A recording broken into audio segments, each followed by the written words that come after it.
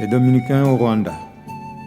Méditation de samedi, 30e semaine du temps ordinaire, année 2020. Qui s'élève sera abaissé. D'après l'évangile d'aujourd'hui, les pharisiens sont à observer Jésus autant que lui-même les observe. Ils le font dans l'intention mauvaise de le piéger, le coincer et le faire périr, alors que Jésus les observe pour les préparer au salut de leurs âmes, au moyen d'une instruction sur le savoir-vivre digne des enfants de Dieu. Les expériences de la vie courante sont des instruments privilégiés par Jésus pour nous instruire.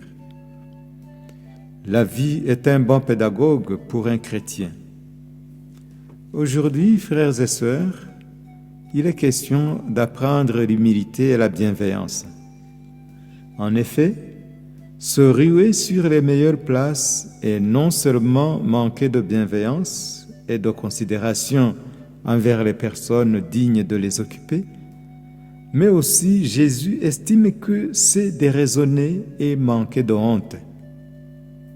À tout Seigneur, tout honneur, dit-on. C'est la sagesse qui donne le savoir-vivre. L'attitude de convoiter les meilleures parts sans raison légitime est un égoïsme nuisible pour l'âme. C'est un péché contre l'humilité. Il met en péril la vie éternelle que pourtant l'être humain désire tant. Dans ce sens, la vertu d'humilité que Jésus aimerait voir naître et se développer en nous est de 3 niveaux. Il s'agit d'abord d'une modestie qui s'oppose à la vanité. Le modeste n'a pas de prétention déraisonnable.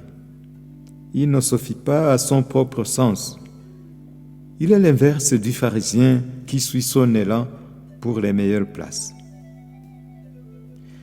L'humilité ensuite s'oppose à l'orgueil qui est situé à un niveau plus profond. L'humble reconnaît qu'il a reçu tout de Dieu. Il se reconnaît serviteur sans valeur, s'estimant inférieur aux autres. Par lui-même, il s'estime n'être rien sinon un pécheur. Il éprouve de la gratitude envers Dieu. Enfin, l'humilité est incomparablement plus profonde encore et relève des attributs du Christ auxquels nous cherchons à nous incorporer. Il s'agit de l'abaissement de Jésus qui nous sauve et nous invite à servir notre prochain au lieu de nous servir nous-mêmes. C'est une attitude qui manque terriblement chez les pharisiens qui raffolent pour les premières places. De telles personnes servent rarement leurs prochains. Plutôt, elles les assujettissent ou les exploitent par malice.